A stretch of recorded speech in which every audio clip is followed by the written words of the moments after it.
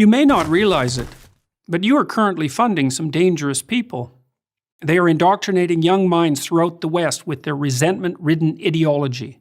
They have made it their life's mission to undermine Western civilization itself, which they regard as corrupt, oppressive, and patriarchal.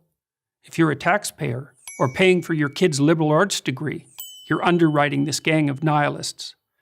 You're supporting ideologues who claim that all truth is subjective, that all sex differences are socially constructed, and that Western imperialism is the sole source of all third world problems. They are the postmodernists, pushing progressive activism at a college near you. They produce the mobs that violently shut down campus speakers, the language police who enshrine into law use of fabricated gender pronouns, and the deans whose livelihoods depend on madly rooting out discrimination, where little or none exists. Their thinking took hold in Western universities in the 60s and 70s, when the true believers of the radical left became the professors of today. And now we rack up education-related debt, not so that our children learn to think critically, write clearly, or speak properly, but so they can model their mentor's destructive agenda. It's now possible to complete an English degree and never encounter Shakespeare, one of those dead white males whose works underlie our society of oppression. To understand and oppose the postmodernists, the ideas by which they orient themselves must be clearly identified. First is their new unholy trinity of diversity, equity, and inclusion. Diversity is defined not by opinion, but by race, ethnicity, or sexual identity. Equity is no longer the laudable goal of equality of opportunity, but the insistence on equality of outcome.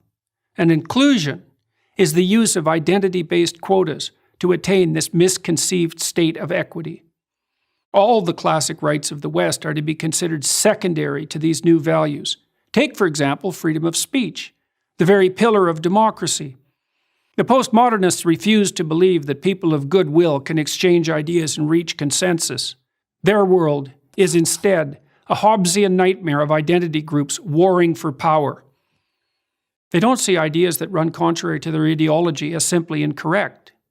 They see them as integral to the oppressive system they wish to supplant, and consider it a moral obligation to stifle and constrain their expression. Second is rejection of the free market, of the very idea that free voluntary trading benefits everyone. They won't acknowledge that capitalism has lifted up hundreds of millions of people, so they can, for the first time in history, afford food, shelter, clothing, transportation, even entertainment and travel. Those classified as poor in the US, and increasingly everywhere else, are able to meet their basic needs. Meanwhile, in once prosperous Venezuela, until recently the poster child of the campus radicals, the middle class lines up for toilet paper. Third and finally are the politics of identity. Postmodernists don't believe in individuals. You're an exemplar of your race, sex, or sexual preference. You're also either a victim or an oppressor. No wrong can be done by anyone in the former group, and no good by the latter. Such ideas of victimization do nothing but justify the use of power and engender intergroup conflict. All these concepts originated with Karl Marx, the 19th century German philosopher. Marx viewed the world as a gigantic class struggle, the bourgeoisie against the proletariat, the grasping rich against the desperate poor. But wherever his ideas were put into practice, in the Soviet Union, China, Vietnam, and Cambodia, to name just a few, whole economies failed and tens of millions were killed. We fought a decades-long Cold War to stop the spread of those murderous notions. But they're back in the new guise of identity politics.